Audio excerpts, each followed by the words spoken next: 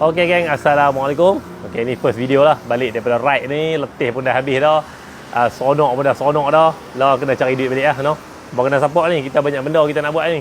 Nak buat track lah, nak buat tu lah, nak buat ni lah. Jadi abang kena support supaya kita dapat dana yang cukup lah. Okey. Jadi kat depan ni barang ni saya kata daripada ujung tu sampai ujung tu semua barang hot lah. Ni tambah-tambah kerensak LC, blok RZ ni. Hangit punya ni. Ni memang kau punya ni. Okey, jadi saya nak cerita dulu pasal barang ni.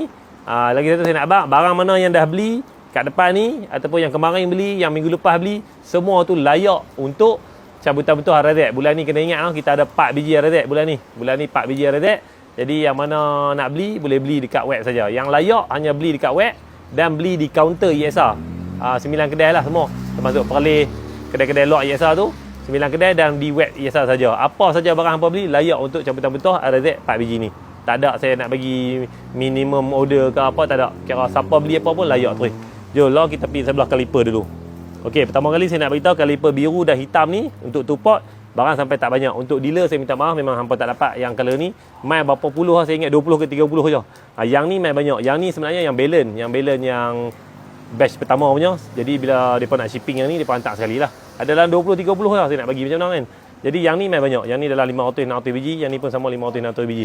Yang ni kita boleh bagi kat dealer. Yang ni tak payahlah sebab mai sikit sangat. Okey, kita ada color bronze, color grey, color blue dan color black. Ya, yang ni pun tadi kita buka dekat web saja kot. Kat platform lain beg kuning, beg orange pun kita tak buka. Lepas tu master pump. Master pump kita ada size 14 mm. Master pump ni untuk 14 mm memang ngam untuk two pot. Memang sangat ngam. Kalau 16 untuk two pot dia tak apa ngam. Kalau 14 untuk 4 pot dia tak ngam. 14 ni memang ngam untuk two pot. Cukup cantik kita beri.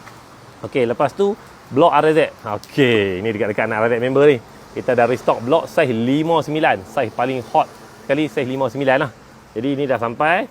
Okey, kita tak ada ubah apa. Semua design lubang-lubang macam mana yang hangpa dapat sebelum ni, macam tu juga color apa semua sama. Cuma kita restock balik saiz 59. Yang ni pun sama. Dealer pun memang tak dapat sebab barang tak banyak. Kita hanya buka dekat web sahaja yang ni, okey. Dan yang mana hangpa beli tadi tu, macam saya kata, semua layak untuk cabutan betul.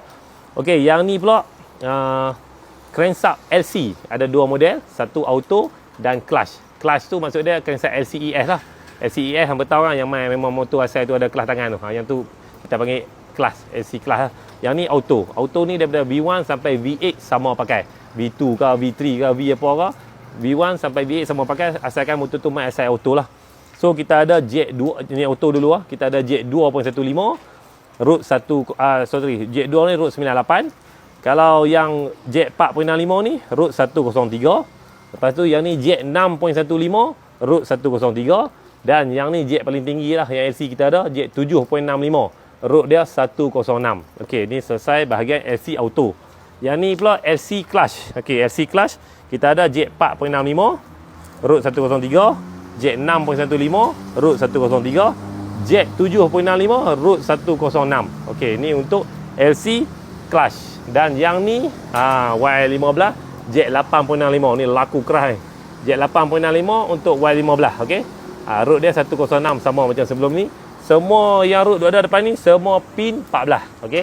Semua pin 14 lah, ngam lah dengan piston yang kita duk jual tu kat market, semua pin 14. Okey, yang tu dulu yang sampai hari ni kita iklan. Yang saya iklan pagi tadi dekat story tu macam-macam lagi lah sebab kita main semua 3 kontainer.